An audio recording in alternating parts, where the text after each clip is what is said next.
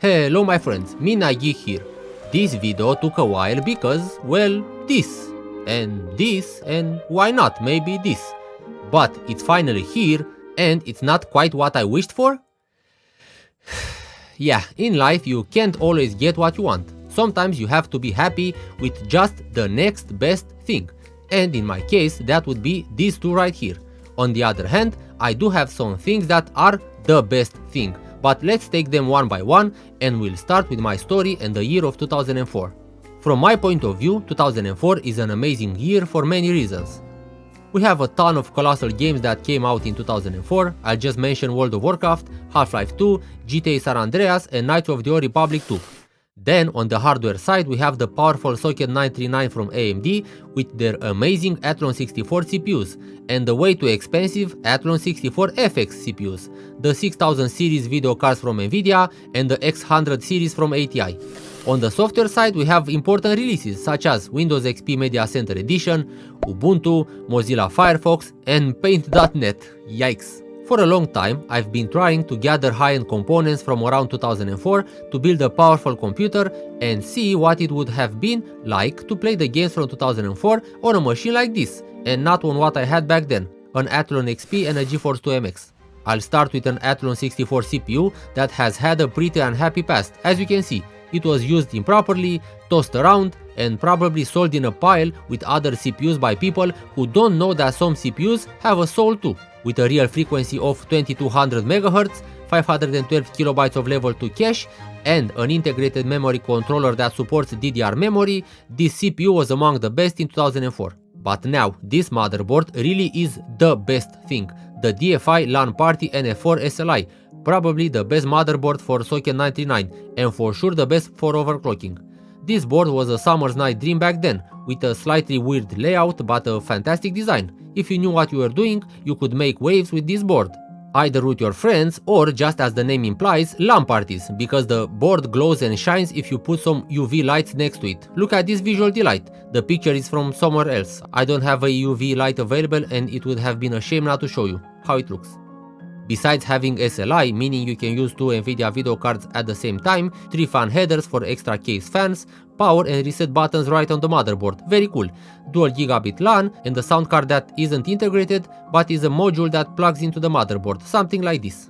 But the real deal is the BIOS, which has a ton of options, especially for overclocking. Just look at this my friends, something for the eye to behold and for the FPS to uphold. Because yes, maybe you didn't have $1000 for an Athlon FX, so you'd spend $200 on the cheapest Athlon 64 and turn it into an FX using overclocking, then profit.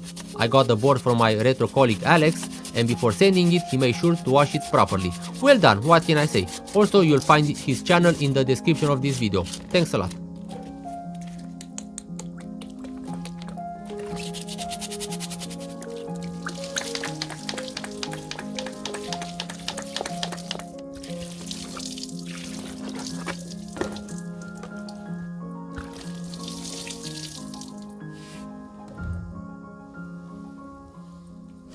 For now, I decided to go with a decent cooler, the classic and much loved Arctic Cooling Freezer 64 Pro. It has a 92mm fan, aluminum fins and 6 copper pipes. Well, theoretically there are 3 in the specs, but if you count them you get 6. It's the magic of the 2000s. Back then you bought a little and got a lot. Now you buy a lot and get almost nothing. Such is life. It also has a copper base and a 4-pin connector, which means it should theoretically support some fan spin management. But the main event, for me at least, is this gorgeous ATI video card, a Radeon X850 Pro Extreme from Asus, released in December of 2004. You don't want to know how long I've been looking for a working and good looking video card from the X800 series, and look, I found it. It's from Asus, it has single slot cooling, which means it's an elegant card. For example, compare it to a lower end card from Nvidia, which looks like this. Yikes! It has 256 MB of video memory and some very good specs for 2004. To complete the build, I have the wonderful Creative ODG2 ZS sound card, which according to some is the best sound card ever made by Creative, with support from Windows 98 all the way to Windows 10. Amazing! Of course, another user disagreed with this claim and nicely explained to the original user that he was on the wrong path. But you know, that's how it is between us retro nerds, we don't really argue, we just contradict each other. What I care about is that it works, and besides having sound amplification, meaning if I plug in some headphones they will sound loud and clear, it also has EX40. Then I have a few sticks of 512 MB of RAM each with heatsinks, DDR400. I hope they work. I've heard that DFI boards are picky when it comes to RAM. Spoiler alert, they're not just picky, they are very picky. I'm going to use an SSD, a 160 GB hard drive for the operating system, and another brand new 500 GB hard drive for the games. That's about it, my friends. Let's get started. I kept the motherboard in its anti-static bag and box. There's not a speck of dust on it. It's pristine. The CPU went in very easily, a sign that its pins are perfectly straight, a big problem for all AMD CPUs from that time. I say AMD because Intel gave up on pins with socket 775. I put some thermal paste, just to have some. It seems like a bit too much, actually way too much, but I'll trim it down a bit later. The cooler was installed, okay, not very hard but not easy either. I have a problem with it, I feel like it applies too much pressure on the CPU and the socket, I don't know what to say. At first I was even afraid to clip it all the way, but I did it, we hope for the best now. Now, I hadn't tested this Radeon before. Well, the person who gave it to me tested it, but you know, maybe the road got to it. So I decided to try with some video cards that I know work for sure. With the first video card, the system didn't start it. With the second video card, the same. No signal to the display. And so I started juggling with the RAM sticks. I used all of them for all the slots. I won't bore you with all the details here. The thing is, I finally managed to start the computer with one RAM module. And this was after I mixed up the RAM slots and my own brain. Yeah, this whole thing took about 2 hours, just so you understand, and I think I finally figured out what the deal is, but I'm not sure, so I won't tell you. But big problem, besides forgetting to plug in the cooler so the fan wasn't spinning and the CPU reaching 94 degrees, I'm surprised it didn't fry itself. Even after the fan started spinning and I left it for a few good minutes, the temperature didn't drop below 60 degrees, idle, in the BIOS. And that's not okay at all. Because I don't want to sit with the CPU at 60 degrees in idle, I decided to switch to one of the best coolers from that time. This superb, magnificent and excellent cooler from Zalman. It has over 500 grams, it's pure copper everywhere, not a speck of anything else. And on top of that, it has a small, subtle blue LED that completes the look and makes it a 10 out of 10. I think it looks great and it complements the motherboard very well. But the real test is in the BIOS. What's the CPU temperature at idle? 37 degrees, my friends. What more do you want? Or less, but I don't think it can get any cooler than that, unless I use different paste and properly lap both the cooler base and the CPU's heat spreader, but not today. What I always want to see is how Vice City looks and runs at 1600 by 1200 with anti-aliasing and anisotropic at maximum, 6 and 16x. It's a personal pleasure of mine, probably coming from a childhood trauma, because in 2003 I played this game at 800 by 600 low settings and got 20 FPS on a GeForce 2MX. This is revenge, a kind of catharsis. The game runs excellent, 60 FPS because it's capped, otherwise the game goes crazy. But after driving around a bit, I realized the game looks too pixelated for 1600 by 1200 and anti-aliasing. Alright, ATI Trade Tools probably doesn't get along with this video card, so I decided to install another driver, one that also has the Catalyst Control Center. And that's what I tried to do. I say tried because everything went downhill from here. After uninstalling the current drivers, used DDU twice, I got this... what? And the poor soul kept its word. It did shut down. And then I couldn't install any video card drivers. And then blue screen of death. The geek-approved thing to do was to reinstall the operating system. And that's what I did. And then everything worked fine using Catalyst 6.12. Yeah. Returning to Vice City, now I have 6x anti-aliasing from the Catalyst Control Center. And it worked. The game looks very clean, no pixels whatsoever, and it runs excellent, always over 100 FPS, often 120-130. This computer is a monster. Will Rock is a game I first read about in a Romanian computer magazine a century ago, and that's it. I heard about it again recently, I don't know where, and a few of you mentioned it in the comments. It's one of those games I was curious to try, but I never got the chance until now. After 2 minutes of running around and firing a few projectiles, I thought that maybe I'm dealing with a game similar to Serious Sam the first and second encounter, and I'm not just talking about the setting, but other things too, with a small mention that I haven't played it that much, and that Serious Sam runs smoother and seems more technically advanced. I don't know, it seems more like a budget title, but I say seems because I need to play it more. Of course, I'm playing at 1600 by 1200 with 6x anti-aliasing and 16x anisotropic, and the game runs perfect, although it sometimes dips towards 40 FPS.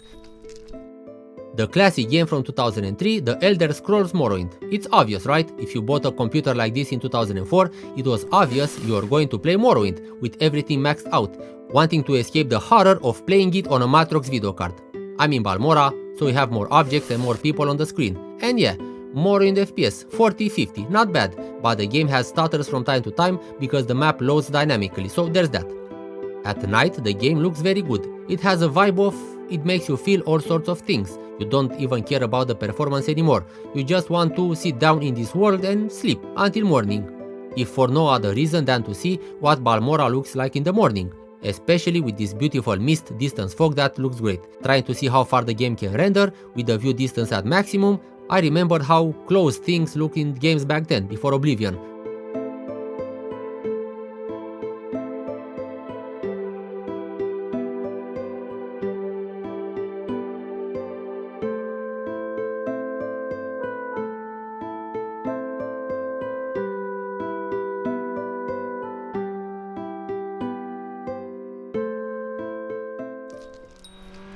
Another good and beautiful game from 2003 is Need for Speed Underground, and another game that required a very powerful computer to play at maximum details. And from my own experience, even if you have a powerful video card, if you don't have a fast CPU, it's useless. Somehow Underground is very dependent on CPU performance, which is why I was really curious to see how it runs on this Athlon 64. And I'm excited to tell you that the CPU pulls its weight. The game runs excellent. I'm using 1280 by 960, the maximum resolution, maximum settings, except for motion blur, obviously, and light trails, and again, 6x anti-aliasing. Yeah, I have nothing bad to say. Underground is absurd and very loud in its visuals. It's not ashamed to poke your eyeballs with all the colors and reflections in the world, and on this configuration, it looks amazing and clean. Well done, EA. The video card is a monster, and like I've said at the beginning, I really like that the cooling is single slot and discrete. And yeah, check out these temperatures. 40 degrees in idle and 56 degrees in full load after a few minutes of playing. And let's continue with another game with tuned cars and speed madness, namely this Underground clone, I would say, Street Racing Syndicate. I never played this game too much, generally because I had other games to play. Visually, I like how it looks. It's not as flashy as Underground, but it doesn't have to be. It's a bit more tamed. Well done, we like variety. The sensation of speed is heartfelt, nitrous oxide seems to be infinite. The only thing that really bothers me is the handling, and in regards to this, Underground is far superior. It's smoother, more predictable. But let's start with the games from 2004, and the first one is the classic Unreal Tournament 2004. This time without anti-aliasing, but with 16x anisotropic, 1600 by 1200 and maximum settings. And we're going to ignore the fact that I got my butt kicked at every corner. I don't know what happened, let's just say I was tired. I had anywhere between 40 and 80 FPS, so the video card is holding up well. Plus, I didn't encounter any freezes or stutters, which is huge for a fast-paced FPS. I deliberately chose a more colorful map to bask in the glorious image quality of ATI video cards. It's known that ATI cards have better image quality compared to Nvidia, but very importantly, the colors are also a bit more saturated than on Nvidia, or rather, Nvidia's colors are more desaturated. Yeah, what you see here is peak arena shooting from the 2000s, both visually and in terms of action, but also performance. Another game for which I have a feeling of retribution is Rome Total War, the only game for which I used to go and borrow a video card from a neighbor, just so it wouldn't lag so badly on the large campaign map and during battles. I had a GeForce 2 MX, he had a GeForce 4 MX, and just like that, I could also play this game more decently. But how does Rome run on this magnificent computer? Before we answer that question, we must pay tribute, no, not to the Romans, but to this absolutely low resolution but beyond epic cinematic. Și acum vine cavaleria șmecheră. Ia uitați, prieteni, aici.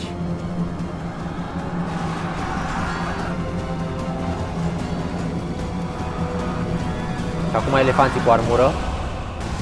Ia uitați-i. Colosal.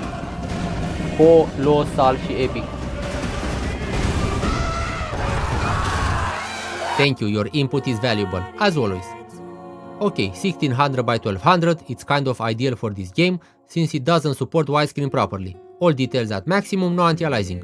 Keep in mind that Rome Total War is not the most optimized game, or rather it couldn't be, considering you have thousands of units on the map. It's just like in Oblivion, you want a high draw distance, performance goes down.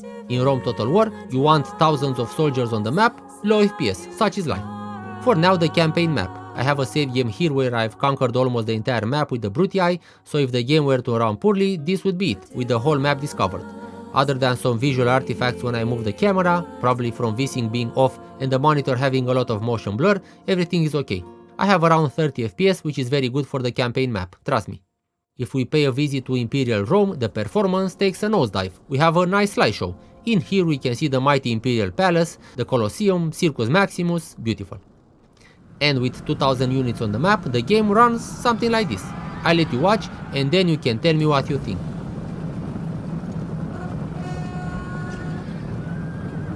Yeah, it doesn't run great, but it doesn't freeze at all, which is very good. And anyway, it's a game where you don't need high FPS to be able to play it, because you just give the orders and then you watch the carnage unfold.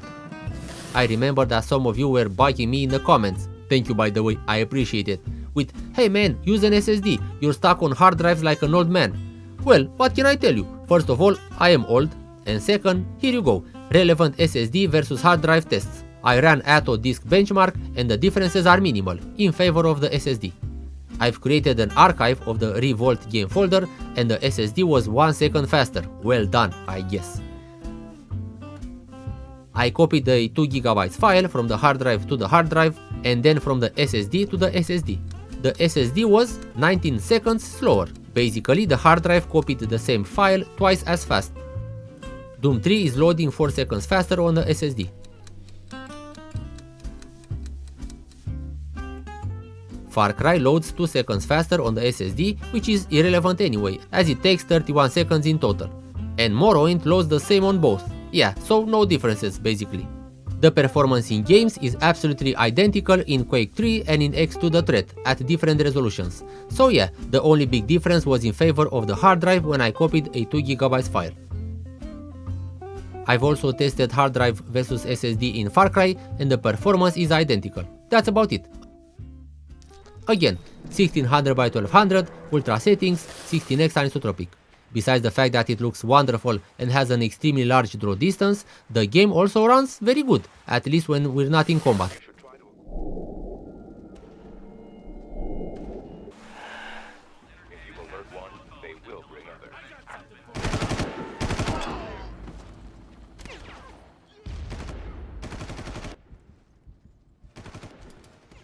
I bickered a bit more with this fine gentleman right here and the FPS stays around 50-60 FPS, sometimes dropping towards 40.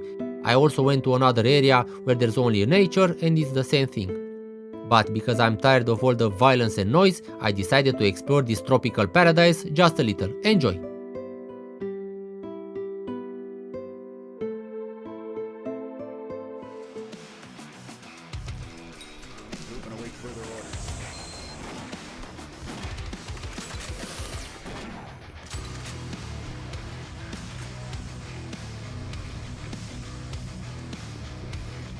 And we finally arrive at the Baba Yaga from 2004, a PC gamer's nightmare, and not because it's dark, but because it's very demanding. 1600 by 1200, ultra quality settings with all special effects activated and 16x anisotropic. Constant 60 FPS? What? It runs better than Far Cry? And on a Radeon card. It's a well-known fact that Radeons were better than GeForce in Far Cry and Half-Life 2, and GeForce was better in Doom 3, but no, it runs excellent in Doom 3 as well. Impressive. Now, are there performance drops in some areas? Yes, especially from the lightning or other special effects, but that's more of a problem with the game's poor optimization. And during combat we have some drops, and in some areas I had low FPS and some stutters, like here. Yeah, Doom 3, as you can see, runs very well on this computer. My recommendation for Doom 3 is a Core 2 and a video card from the 7000 series if you want to play it period correct and have it run very well. But even this system from 2004 handles this game with ease. Well done AMD, well done ATI. Yeah, so I fulfilled my dream, at least partially. But for now, I really hope you enjoyed this video. Thank you very much to everyone who supports the channel, and until next time, fulfill your retro dreams and be nostalgic.